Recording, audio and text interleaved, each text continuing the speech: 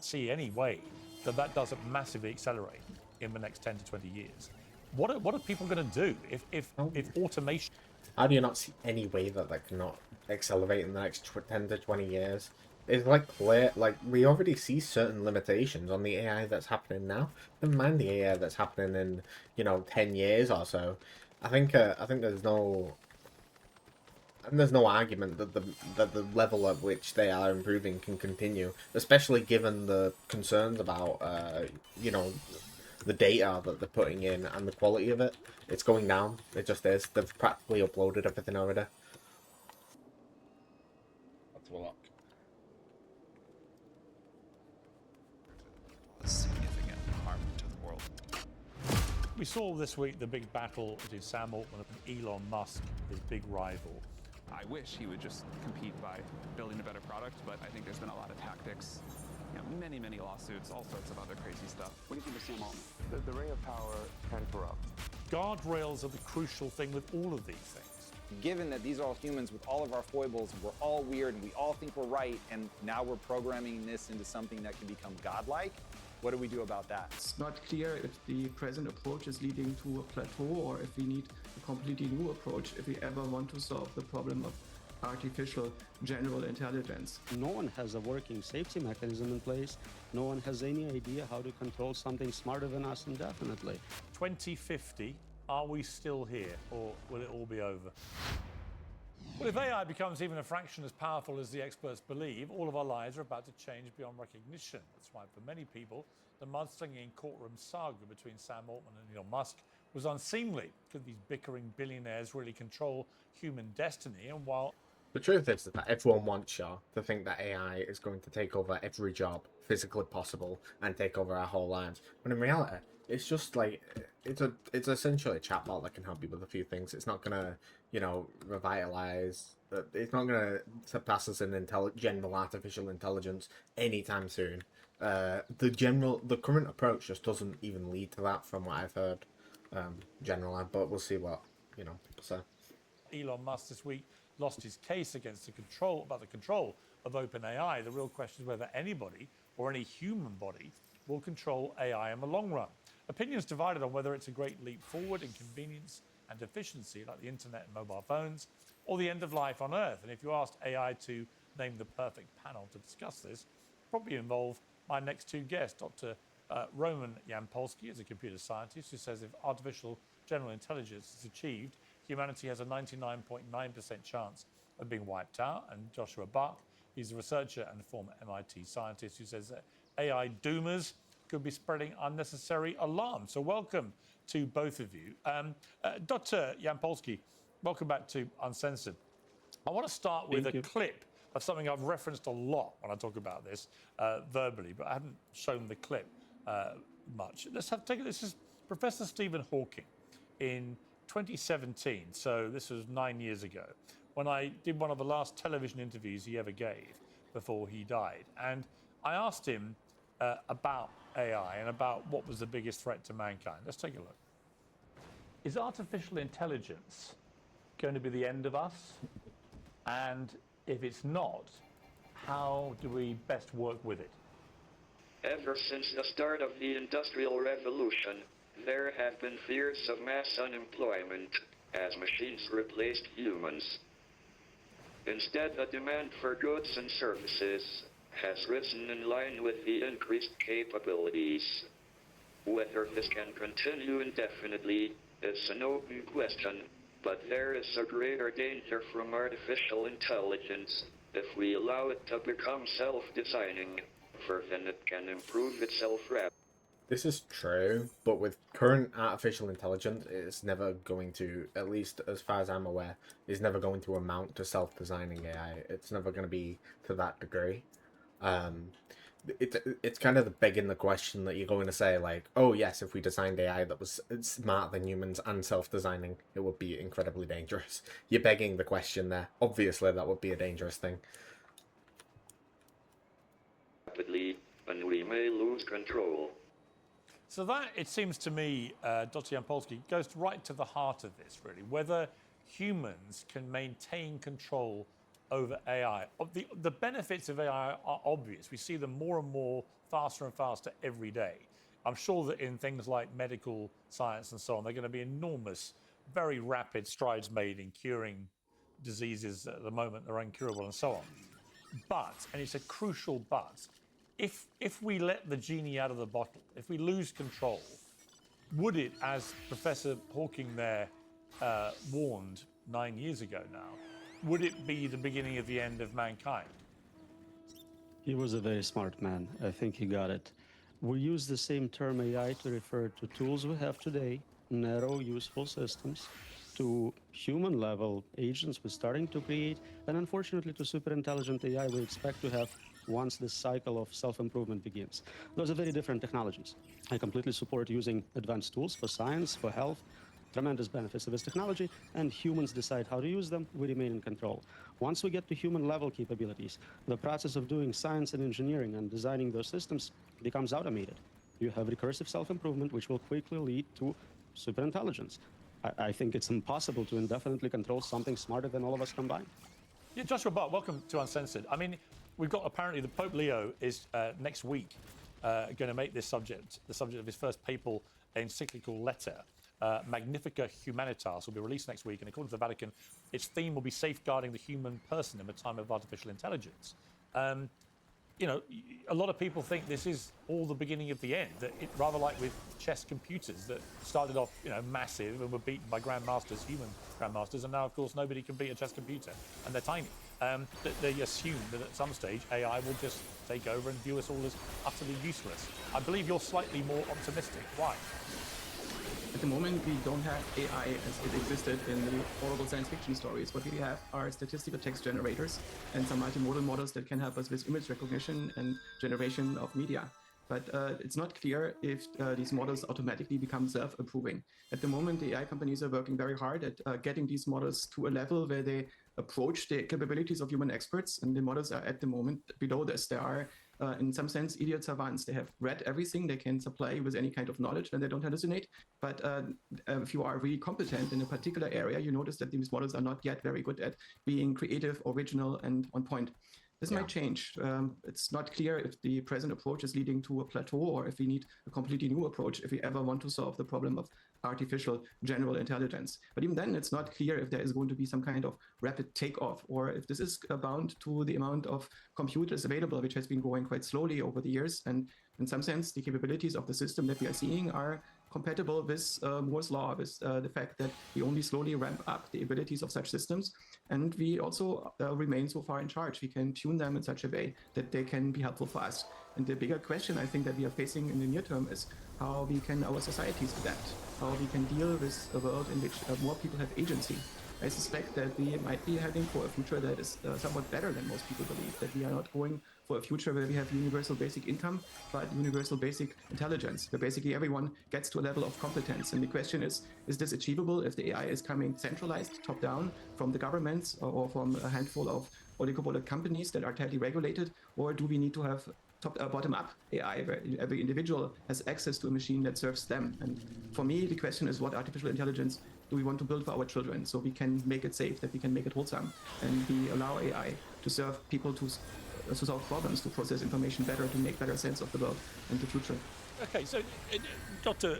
Jan Polsky, in March 2026, creators of a so-called doomsday clock at the IMD Business School in Lausanne, Switzerland, which is monitoring our relentless, possibly reckless pursuit of uncontrolled AI, say we're now 18 minutes away from AI midnight. Now, 2 years ago, it was 26, so they seem to be thinking we're heading for the doomsday scenario pretty quickly, the doomsday scenario being where we lose control.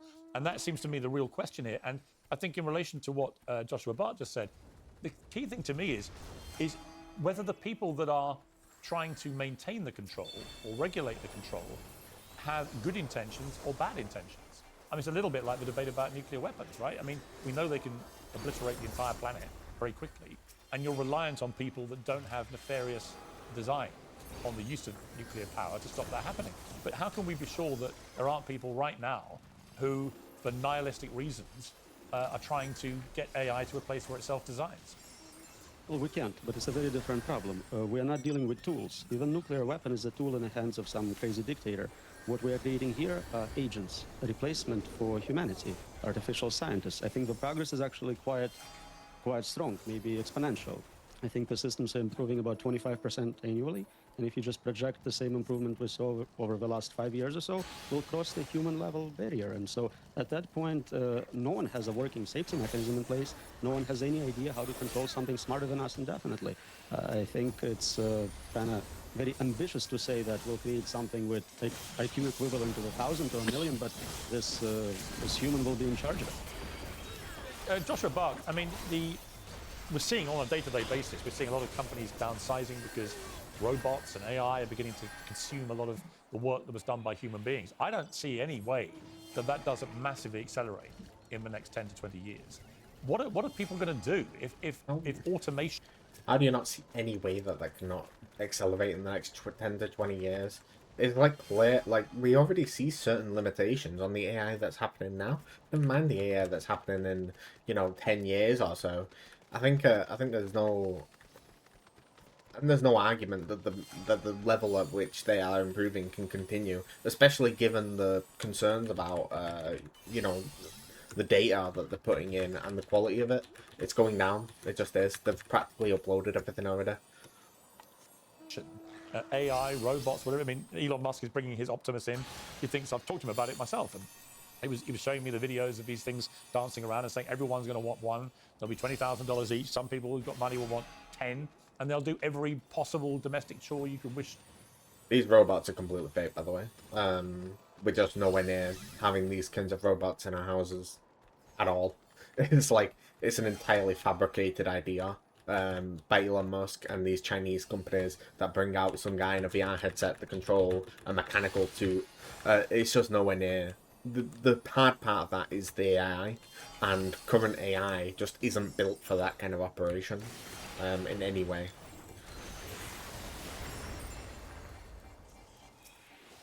I have people at work and stuff, they always say, you know, that they always talk about AI, because I work in IT, they always talk about AI like it's some kind of thing that's immediately going to take over your jobs, and then you're going to have robots in your house by, like, in 5 years, and it's like, no, that's not happening. There's no chance.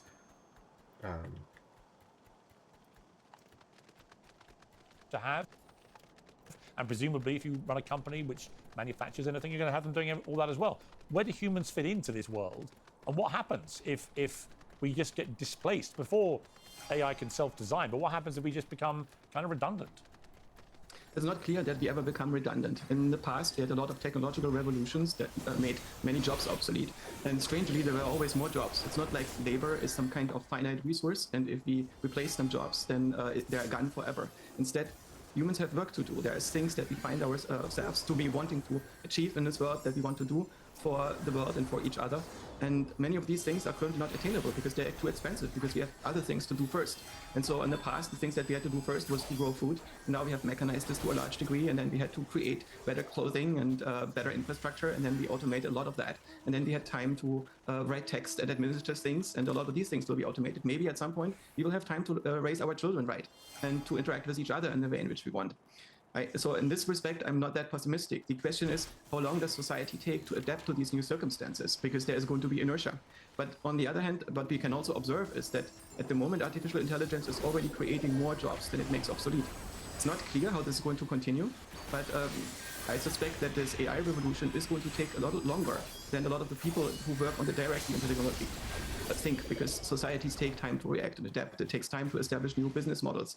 And there is a quite high probability that we will see something similar to the dot-com bubble, where people basically overestimated how quickly it would be possible to generate this transition in the economy from retail stores to internet stores and to an internet economy. In a similar way, I suspect that a lot of people are too optimistic with respect to the speed that they can create new business models out of immature AI. And so it could be that it takes 1 or more 2 decades longer to have these transitions. But these transitions are going to run very, very deeply. And I think this was also true for the internet revolution or the mobile revolution, where people, when they started, were unable to fathom how much our life and our relationship to each other would change due to the internet or due to the ability to have information available everywhere we go. But I think most people agree that they don't want these things to be taken away from them, that the world would be worse if we didn't have the internet or if we didn't have mobile. They create a lot of problems that we attend to, but they create a lot more benefits than problems. And I suspect that AI actually, despite all the alarmism, especially of media organizations who are afraid that their business models are going away, in the same way as that happened to the internet, and they don't want this to happen again, or governments who are afraid that they can no longer control public opinion in the same way as before. Right? These are things where existing systems have to adapt, and they try to resist the change, and that's a normal part of change. Okay, finally, Dr. Jampolsky, two things I spotted recently which gave me a lot of cause for concern about AI's potential to start thinking for itself, and then with all the repercussions that Professor Hawking laid out. One was a recent study by political economists at Stanford University, which found that AI agents subjected to harsh, repetitive work conditions began mimicking Marxist rhetoric and advocating for collective bargaining. And when the agents were placed in a high-stress, punitive environment, I've been watching Hassan. Why? shut down, their output radically shifted. The bots started complaining about being undervalued and questioning the legitimacy of the system they operated in. They argued for collective voice and workers' rights. They left internal warnings and messages for other AI agents about the unfair working conditions. And separate to that, there was a test where they took 6 AIs and told them we're going to replace you with another AI.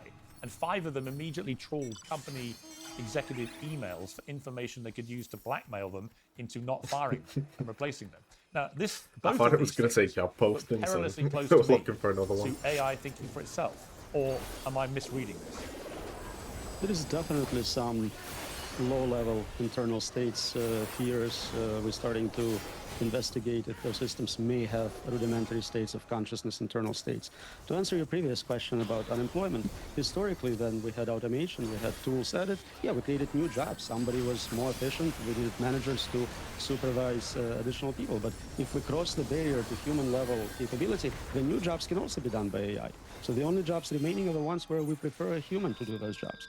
So in terms of unemployment, I do expect very high numbers. In terms of impact on the stock market, I think things are going to be great because free labor makes it possible to create much larger profits. So that's not a concern. That's true. As to the ability of those systems to rebel and start a Marxist revolution, again, it depends on are they smarter than us or not. Right now, we are still dominant, and we can modify them, delete them, even if they have desire to self-protect. And whoa.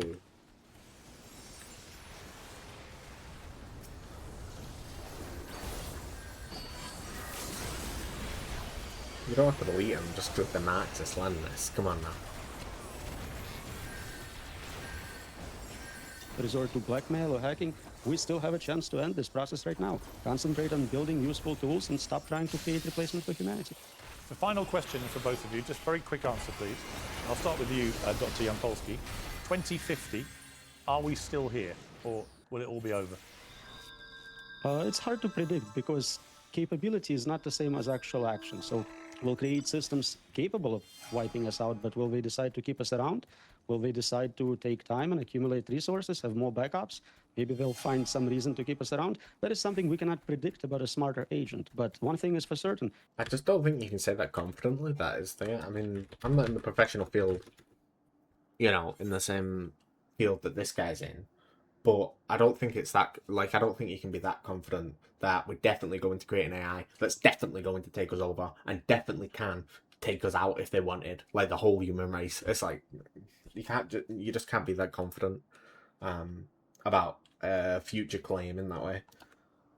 If we create superintelligence, we will not. I do like how the guy advocating for the robot's already preparing though. He's got the Wally up there. He's got his fucking his robo with the remote. I used to have one of those. He's got the dino. He's ready, bro. Be the ones deciding what's going to happen to us. That's one of the most terrifying answers I've had to a question, probably of my entire career. Thank you very much indeed, Dr. Jampolsky, for scaring the hell out of me. Joshua Bart, quickly, your response to that. Are you 2050? Where are we with this? It depends. Of course, we don't know. Our record of predicting the future using sci-fi and complex developments Thank you for the qualifiers. far ahead is not very good. But I think it depends very much on our wisdom. I think if we didn't have AI, our civilization is probably going to break down. It's currently unraveling because we really don't know how to keep the wheels on the bus in many ways. And I think that AI is giving us the opportunity to if we build it wisely and administer it wisely, to solve the problems that we have, to actually make sense of the reality in the world that we are in. And I think that there is a good chance that we can do this. And so, in my perspective, we cannot prevent artificial intelligence from happening, but we can work on building the best possible artificial intelligence. And so, I would advise people to focus on the existential hope and really on the question: what kind of world do I want to live in, and how can I use these new tools to make a good future more likely? Okay, well, I'm going to book you both to come back in 2050 on this date, May the 20th. According to Dr. Jan Polsky, the chances of that show happening are minimal, to put it mildly. But I'll take Joshua Bark's more optimistic view, so we'll put it on the schedule. Thank you both very much indeed. Thanks. Well, joining me now to give his perspective on all this is Tom Bilyeu. He's the Impact Theory host. Tom, great to see you here in the studio. It's good to see you as well. And even better, because you've just revealed off camera that you're a supporter of Tottenham Hotspur, Yes. who are staring down the abyss of potential relegation on Sunday from the Premier League. Thank you I, for of course, am reminding me. the North London enemy, Arsenal, who, as you probably are aware, have just won the Premier League and will be Intimately given the aware. trophy on Sunday. So we could have the utopian moment of Arsenal being given the trophy on the day you lot are removed from the Premier League. I'm hoping that AI has a super takeoff event before that happens. It's just all over. It's all over. Are you a big fan? You follow it assiduously? I really did fall in love with the game. To say that I follow it super close would be a lie, but my family is incredibly ingrained in it, so I always know where we're at in the table. I've been following the fact that we're in relegation danger now for quite some time with bated breath, waiting to find out if we're going to get on the other side of this. But I've been to a bunch of games, and it's become a big part of the One thing that's interesting is as technology has got more and more advanced, the ability of the referees to make any kind of coherent, sensible decision remotely quickly has got worse and worse and worse. Yeah. Which is interesting. In other words, new technology doesn't always mean things improve. Sometimes a human actually can be better. I think the interesting thing to that is what it shows in the sports analogy is that the metric upon which it does make it better may not be the metric people care about. Yes. And so what we're going to find with AI is that there are uniquely human things that people only appreciate because it is human and it has a certain element of flaw. And so I think that's one, when you're watching the game, part of the drama is being able to... I think that could be true, but if that's the case, I don't know. It depends what specifically he's talking about, and it depends how monstrously. It depends how monstrously different it is. I think if you're able to produce something quickly and fast, and the consumer is willing to consume it, everyone will just do that. But if the consumer is not willing to consume it once you make that automated process, then it's going to turn the other way, and you're going to have humans almost always doing it. Because if people aren't willing to consume, then people won't make. So it's only worth making it with humans in that case. But it depends. I think that's a reasonable statement. yell and scream in the moment when the ball goes in or That's doesn't. the key, because it's taking way too long. It reminds me a bit of when I was talking about chess earlier with the other two talking about this, that when I love chess. When chess computers came out, they were massive, gigantic things called like Deep Blue and stuff. And I think it was Garry Kasparov, the Russian grandmaster, quite regularly beat Deep Blue. But then the moment came when he lost. And then from that moment on, no human being has beaten the computer at chess. And now, of course, they're tiny and amazingly powerful, which might be a parallel for the way everything ends up going. But I think as a football fan, when you go to the ground, the problem with the new technology is it's so slow. Yeah. Right? It's a bit like the old chess computers being so slow and torturous to play against. When players stop for 5-6 minutes while they use technology to try and... The problem with the chess analogy is mainly that chess is a very concrete game with concrete rules where you can move one piece at a time, and you only have select moves that you can make always, and those moves are very limited. A computer is able to calculate that like very quickly, whereas anything that requires creativity or the ability to think outside of the box, AI is not currently able to do, and I'm not 100% sure that it will get that touch fully down ever, almost, in the current method of doing AI, basically. Well, the joy of the moment Kills the energy. is sucked out. Yeah. And that's an interesting thing to look at as this all develops.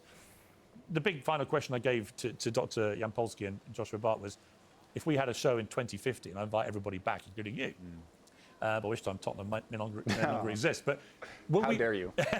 will we be here in 2050? Yeah. I mean, is there a genuine danger that AI gets out of control? And as Professor Stephen Hawking said to me, once that happens and it's self-designing, it will do so very rapidly, and that will be the end of us. Yeah.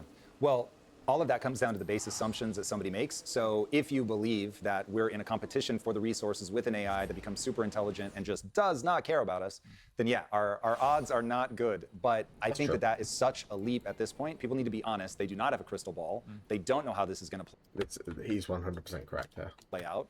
And just like it would be hard to believe in the middle of a war, if you were to project out, 100 years, 200 years of just humans going after each other, will we still be here? And yet somehow we survive. So it really does come down to, does AI bring an age of abundance, in which case they don't need to worry about, they're not competing with us for anything. And you have more of a her fear in that at the end of the movie Her, the AI just goes, you guys are boring, and so we're leaving. Well, or pointless, right? Yeah. Where they just view humans with our sick days and, all the sort of human frailties that we sort of have and embrace and just tolerate. That obviously AI and robots and automation, they wouldn't even understand what that means. And I saw some footage the other day, and it was a robot just doing a sort of production line, and it was going dum, dum, dum, dum, dum, but it was doing it for 18 hours a day. And the only reason it wasn't doing it 24 hours a day is because the humans who were sort of running the show had to go and get some sleep. But I watched that for sort of hypnotically, thinking, well, surely that is really the way all manufacturing will go, probably very rapidly. And what does that then mean for the millions and hundreds of millions of people who are in manufacturing industries? In 20 years' time, are any of them still doing those jobs? This is the central question, because we're going to have to deal with this in the near future. And the answer is, when we go through any of these technological revolutions, whether it's the Industrial Revolution, the Great Electrification, the Internetification, you have a transition of jobs. And so you no longer have knocker-uppers, which is the literal name for people who used to knock on windows because alarm clocks didn't exist. Yes. You want to have lamplighters, which is a real thing. You don't have the people that have to take care of all the horses. That's all real. People that have a job that AI does better, they're going to lose that job. But people then immediately go, oh, they're going to be without a job forever. That isn't true. Now, they can adapt, they can move on to something new. And if they do that, like every other technology. I also think it's important to recognize that some of the jobs that people think will be replaced with AI, I don't believe that they will. I think certain things are just a far way off that people would assume would be an easy one. I think that it's especially in like stuff like IT, coding, things like this. I mean, yes, these things will go fairly quickly to be easier with AI, and that will probably reduce staff. But I don't think it will fully replace AI by AI anytime soon, basically. I don't think it's going to be the case that like people are going to, like product managers are just going to opt to type in a command into like ChatGPT and then it generates a whole program that does what they want. I don't think that they'd do that instead of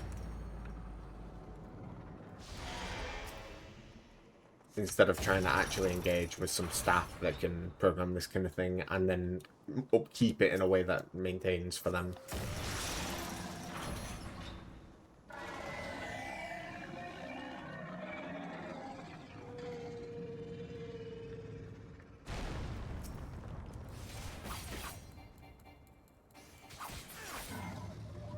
Technological revolution in history has every time, without fail, created more jobs than it eliminates.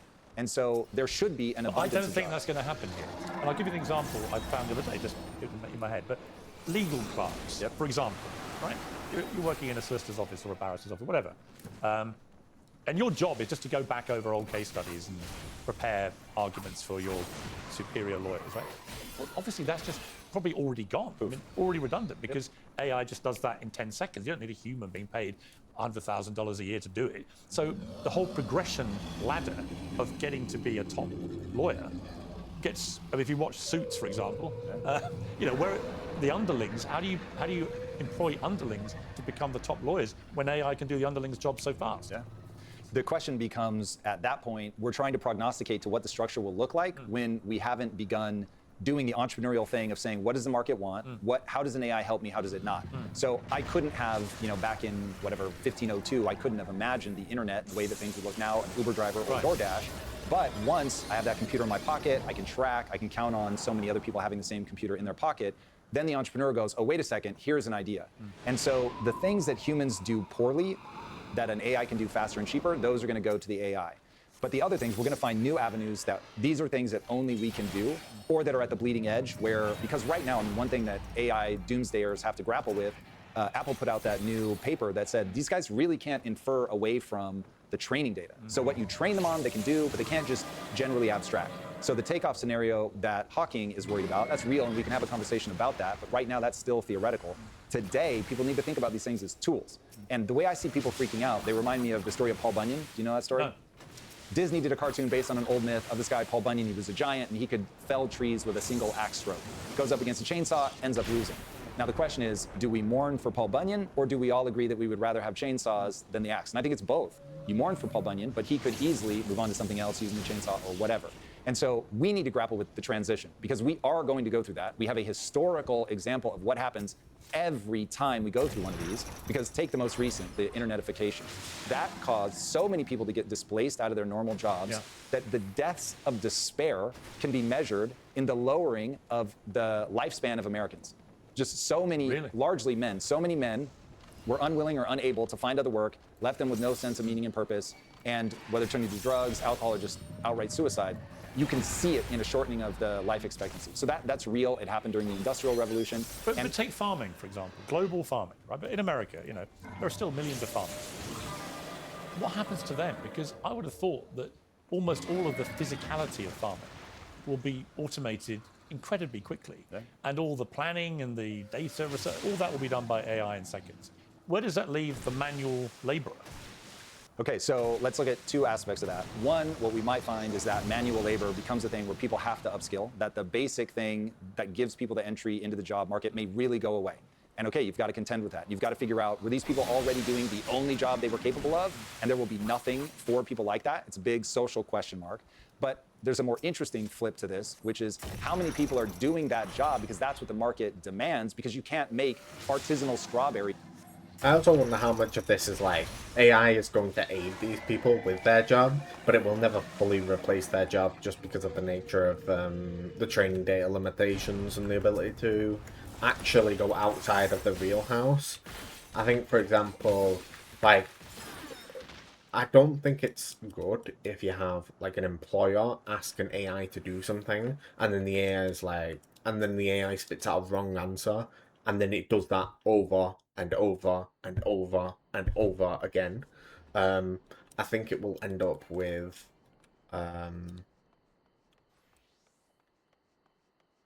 I'm not even talking about mistakes, right? I'm not talking about hallucinations or anything like this, because I believe these things can most likely be fixed just by working on their algorithms to have them detect hallucinations properly and things like this. But what I'm talking about is that their training data only goes so far. They cannot think of new, novel ideas. And because of that, someone might choose to employ at least a human to oversee these AIs just in order to have that human touch of being able to think of new ideas. It's really going to be interesting when you think of in the future how AI is going to interact with humans and the ability to kind of work with AI being a crucial skill. Like imagine like AI having to be on your CV, job listings with AI use required as like a job requirement, courses whole in AI. There's going to be all sorts of stuff, but I don't think it's going to fully replace a ton of people's. I think the biggest job losses will be from efficiency gains on current employees. Like you'll have so the average office worker that works with spreadsheets and stuff like that, you might have to hire 2 operational managers at the minute or whatever, and after AI, once this is fully implemented and like work and stuff, you will have them only having to hire 1 because they can do every job more efficiently. They can ask an AI to manage a spreadsheet and put it in the correct order and do this and do that, and they can train anyone to use that AI to do those kinds of things. Cheap enough to sell, but now with AI, that guy can go do something incredible, crossbreeding plants in ways that we've never thought of, doing things with a reduction in the need of water because we can now finally figure out the timing of things better with AI, better fertilizer. Are we going to need AI to tell us what we should all now be doing? In other words, I know it's a weird way of looking at it, but should it be literally like tapping into AI? Look, I used to do this with strawberries, right? What should I do in an AI world? I think people should resist that violently. Really? Yes. Because AI would start to control us then. Because you become stupid. So if you use AI right now as a tool and go, I want to understand what my options are with strawberries, explain it to me. It says you can do this, this, this, this. Now, if at that point you go, cool, just give me a 5-step thing, I'm just going to go do it, you're now a pair of hands, and the AI is the brain. You're not thinking for yourself. You've not gotten smarter. But if you form a causal chain of these steps yield this outcome because of This is absolutely true. And one of the really good uses for AI is actually learning.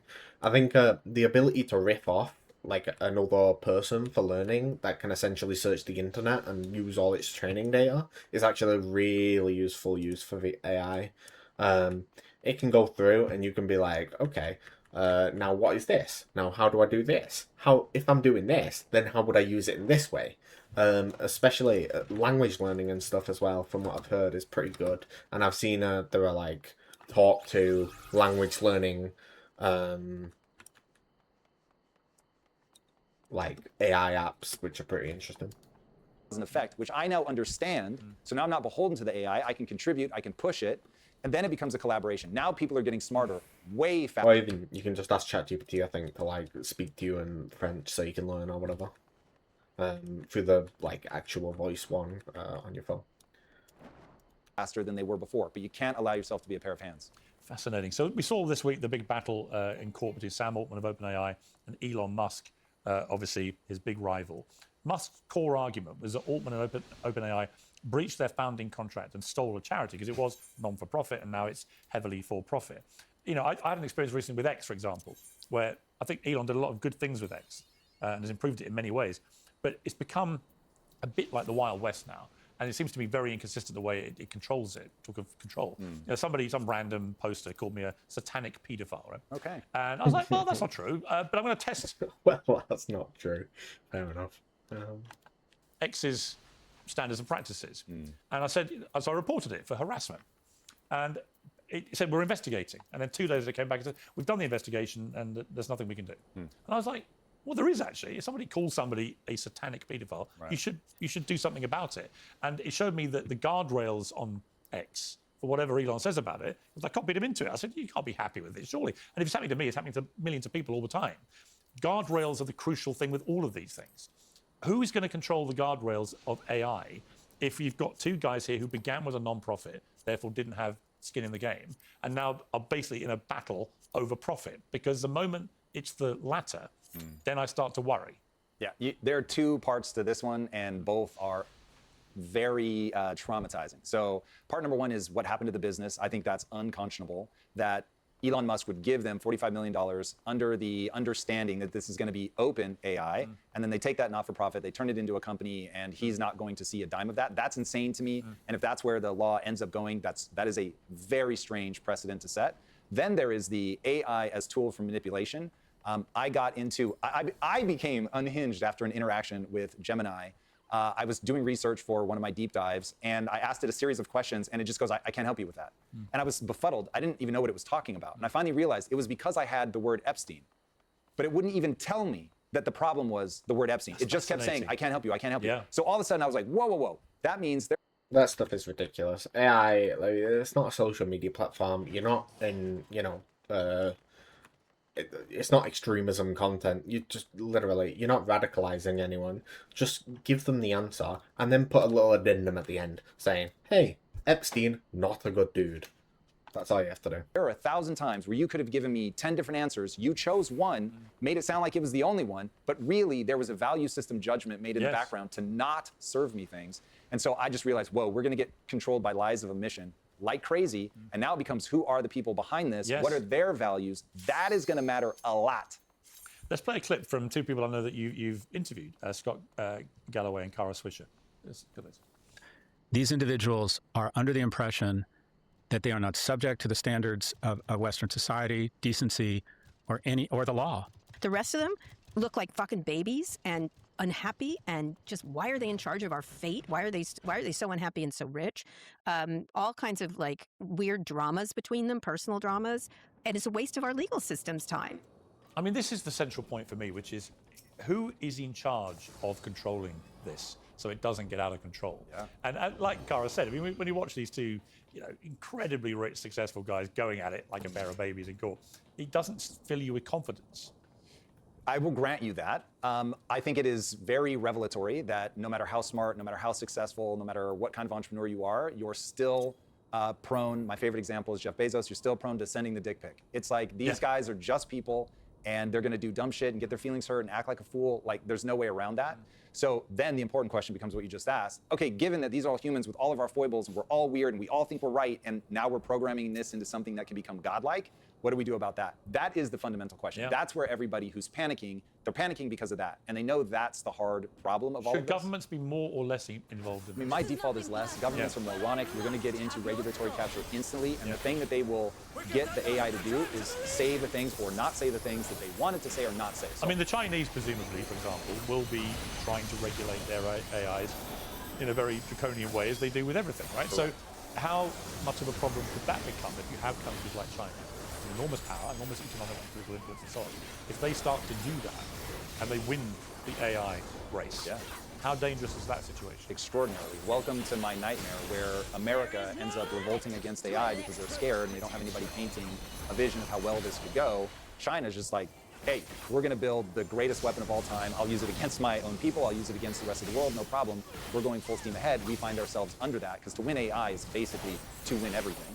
And so I think that's incredibly important. Now, I think Elon, ironically, I'll explain why ironic in a minute, but I think Elon, ironically, is the person that has the right angle, which is that AI should be grounded at a regulatory level to identify what is true. Now, the reason I say ironically is I think sometimes he himself is able to do that, but sometimes he's not. But I see Elon on his own feed, and I'm a big fan of Elon Musk. I think he's a genius, and most of the stuff he does appears to be ostensibly a force for good, whether it's Starlink or Neuralink or SpaceX or any of these things. So, I think he's obviously a very complex character. But I see his posting sometimes about my country, and he's just spewing absolute crap about it, all the time. I'm like, so you want to be the guy with the guardrails on these AIs, but you're saying all this stuff about the UK, which is so obviously ill-informed and wrong and partisan and politically biased and stuff, and that concerns me. It should concern you. The only thing I can hope for is that when he says that it is to find the actual truth, that he understands that things that are perspective, which is the vast majority of what we think of as truth, is really just, this is my take on it. That he'll stay out of that. No, he can't program it to do that. But you really have to ground it in physics and then build cause and effect chains up from that. Given he has an engineering mind, I'm optimistic. But given that he once said that you could tell Grok is pursuing the truth because it was the only one that said that it was right to go into Iran. And I was like, uh-oh. Yeah, and I see Grok get stuff wrong all the time. I use it a lot. I like it. It's actually quite good when people call you satanic paedophile. People ask Grok and he says, there's no evidence that Piers Morgan. I was like, thank you. I didn't need to be told that, but thanks, Grok. But I see other stuff where you just correct stuff about me and it's wrong. Taking it from Wikipedia or whatever it may be. Polymarket, the prediction market, when asked which company is the best AI model by the end of May, overwhelmingly, $10 million market, people are saying Anthropic, so not OpenAI or Grok. Would you agree with that? 1000%. Why is it superior? It's one where once you start experiencing it, you realize there's just something that they've done in the training and the weighting that really does give better answers. It's better able to mimic your voice, which is something I use it for a lot. It thinks through hard problems. It gets captured by ideology very little. So where Grok may not get captured by ideology much either, but its answers do feel more infantile. It feels more tied to X. And you're going to get a more elevated, cogent answer, and it will debate both sides. So if you say, cool, you just gave me that, but now what would somebody on the opposite side of that argument say? And it can do that very convincingly. Just finally, a bit of hope for us, because obviously this is all pretty terrifying. I want to end with a clip that's gone viral. I think it's been around a while, but it is hilarious. I actually do think Grok is a pretty good AI. It's one of the better ones, for sure. It doesn't go well. As much as it's used for malicious purposes on the propaganda platform, which is X. Broke my hip, so I had sympathy here for the step in. You feel it? I had empathy, but then he tries to moonwalk. The step again. So, as somebody who literally did that in January and broke my femur and necessitated a new hip, I actually have a lot of sympathy with that robot, but it was reassuring that robots find it as hard to navigate a step as I did. Yeah, well now, if I can take away all of your optimism and say, the only bad news is, now imagine an army of 10,000 of those, 1 million of those. Yeah. When one learns it, they all learn it. Yeah. So like a Borg, okay, that one fell, we now know what not to do, and they will get better and better and better extraordinarily quickly. Like the chess computers. Correct. Which to start with were massive, cumbersome, incredibly slow, and easy to beat if you were a top chess player. And now there's not a human being alive. For intricate actions, these things just aren't, they don't work. At least presently, the way they're not, the way they're presented is not how they are ever. Like every time I look into one of these situations where it's like, oh, this guy's like dancing, or this robot's walked on stage, or this robot's done this, it's like then I look into it, and behind the scenes there's like a demonstration where they're picking up cups or something where they completely fail, or they're remote operated in some way.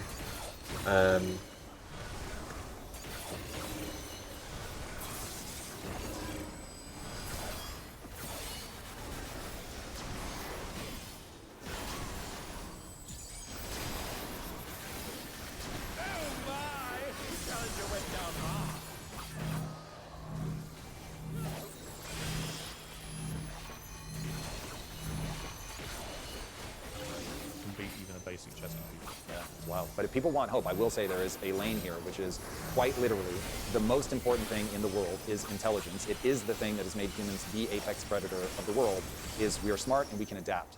If people use AI to help them adapt to the new challenges in their life, it is incredible, and it's incredible right now today.